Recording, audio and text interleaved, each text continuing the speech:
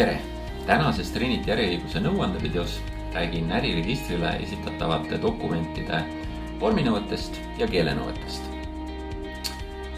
Äriregistrile tuleb esitada dokumendi originaal või kinnitatud koopia.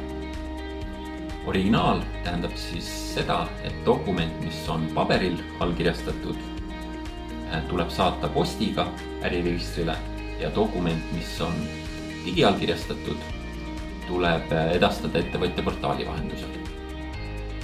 Koopiaid aktsepteerib äriregister juhul, kui need on kas notariaalselt kinnitatud või ametlikult kinnitatud. Notariaalset kinnitamist siis teostab notar, ametlikku kinnitamist saavad muuhulgas teostada ka advokaadid.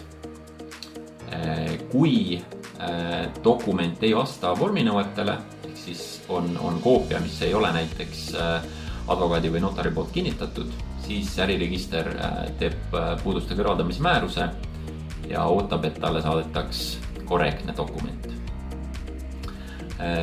Dokumentide keelenõuetest äriregistrit peetakse eesti keeles. See tähendab, et äriregister lähtub eestikeelsetest dokumentidest. Kui dokument on võõrkeelne, siis jällegi äriregister teeb puuduste kõrvaldamise määruse ja ütleb, et esitataks tõlgitud dokument. Tõlge peab olema vandetõlgi poolt tehtud, ehk siis lihtne enda teostatud tõlge ei sobi.